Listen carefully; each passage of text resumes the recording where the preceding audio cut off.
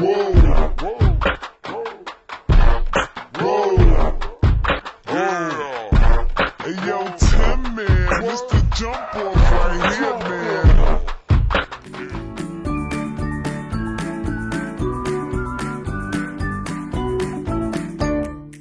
Hey YouTube, I'm B. And I'm Zay. And this is another episode of Be Yourself.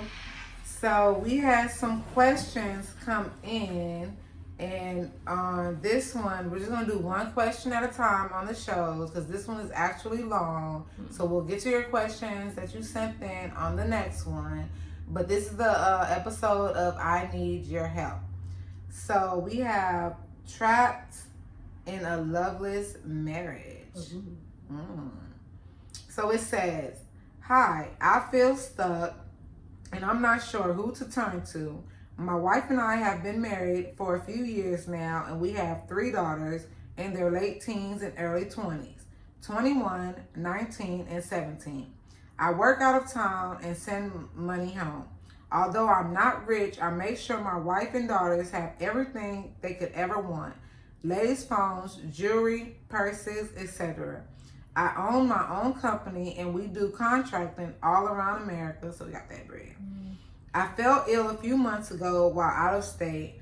My secretary, a black woman, helped me out during this time. She let me live with her and made sure I got my doctor's appointments and got my medicine on time. She was always there for me and never left my side. My wife knew what was going on with me, and when I offered to pay for her and the kids to come where I was, she refused. Okay. So I begged my daughters to come see me, but they did not come see me. After I got out of the hospital, my secretary let me live with her until I was fully recovered. That was nice. I was depressed on top of none of my family or friends coming to see me for over 6 months. I lost my business that I worked so hard to build. My secretary is an awesome woman. Not only did she let me stay with her, but she also went to her church and raised money for me. After I was 100%, I returned home. Okay. My wife told me that I was not welcome and wouldn't let me in. She accused me of sleeping with my secretary. I never did. But she didn't want to help. But anyway, although the thought crossed my mind a few times, I never acted on it. My wife nor my daughters wanted anything to do with me. I had nowhere to go, so I returned back to the state where my secretary lived. We went on vacation together as friends before COVID started. My secretary enjoyed herself. She'd never been out of the country before. We had so much fun. My wife and daughters never appreciated the trips that we took. I'm sorry, I got my tongue ringing. But my secretary was truly great. After our vacation was over, I tried to return home to my wife one more time. This time, she let me come home, but told me I had to sleep in the guest room. This whole experience has caused me to fall out of love with my wife. I can't describe the love I have for my secretary. It's not a sexual attraction, but something different. I feel obligated to my wife and daughters, but I'm not happy here. I talk to my secretary every day. She's the first person I talk to when I wake up and the last person I talk to before I go to sleep. What should I do? Where should I go? And this is anonymous. He did not want his name to be said. So, It sounds like that's a lot. You have a lot going on. And I see where you're coming from. Like you were sick and you needed your wife by your side. And she didn't want to be there. That would hurt. Especially, you didn't say what was wrong with you. But if you were down and out for 6 months, that's what I'm saying now. If you were sick for that long, I feel like 6 months is a long time to go without your wife, the person that you're supposed to be with, coming to be there for you. And being by your side, especially if you offered to pay for her to come. And I would assume that your secretary would have been okay with the wife staying with her too. You didn't say what because they weren't having sex at that time. Mm-mm. But my thing is that he was taking care of the friend and he was taking care of the wife and the kids. So he did not stop being a husband. Mm-mm. But like I said, he owned his own contract then. And okay, that's to me, I say that wedding vows, you're supposed to stick to them 100%. Mm-hmm. And I feel like when the wife didn't accept you while you were sick, that she kind of like opted out of those vows for better or worse. Because 6 months is a long time. Yeah, so I mean, you did as much as you could to stay faithful. I'm not sure what happened behind closed doors. Because we can only go by what you tell us. Exactly. But I think 6 months of living with somebody and we don't know what that sickness was. I'm not sure if you weren't able to have sex because you were sick or you just didn't have sex out of respect for your wife and your children. But me being a woman, I think it will be hard if I'm nurturing somebody that I care for and he's married for us not to become intimate. You think so? Y'all are living together. I mean, maybe if you didn't look at him like that. But he did say he loved her. Yeah, he said that, but we don't know how she feels about him. I mean, she could not look at him like that. She could have just looked at it as, this is this person, And he's my boss, he needs help. You know, especially if you have a good boss. Yeah. If you have a good boss who made sure that you were okay, and then all of a sudden he falls ill and he needs your help, then I can see. But then I can see where the wife is coming from too. Because, bitch, you got me fucked up. But then also, he offered to pay for her to come And wherever he was, go. and she didn't come. And she didn't want to go on a vacation after he got well. And, you know, being sick for 6 months, we can barely, you know, social distance after 4 months and being healthy. So you're sick for 6 months and you finally recover and you want to go on a trip with your wife and kids, but they don't want to go with you. And the only person that wants to go is the person that takes care of you. I mean, that wouldn't have sat with me too good either if I was a wife. Because I would have been like, what? But she let him down first. She did. Because that's what, like, why wouldn't you come where your husband was? So, I mean, maybe she had work. I don't know, but maybe she didn't because she said that he paid all the bills and he sent home money. So, if he was... I feel like she was using him because he's, like... paying a good everything? person, yeah. Probably. So she was looking at him like a trick.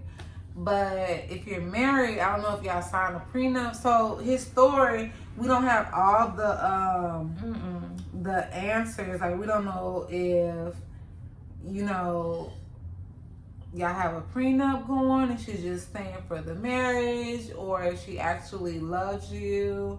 It's kind of like you didn't put a lot into it.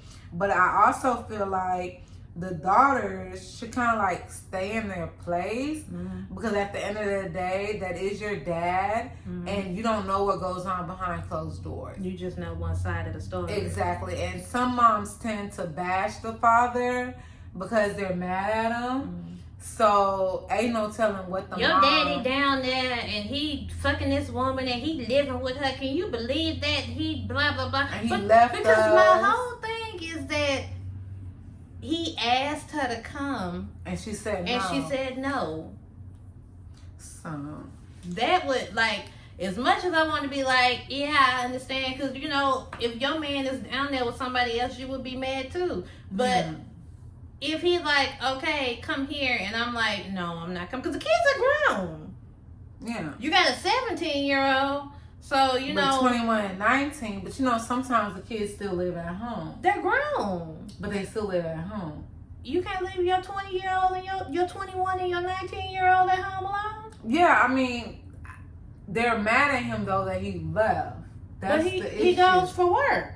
He works out. No, but he went for vacation as well. Oh, he did go on vacation with the secretary. Yeah, he went on vacation. But they had already told him he couldn't come home. Yeah. So his question is basically like, where do I stay?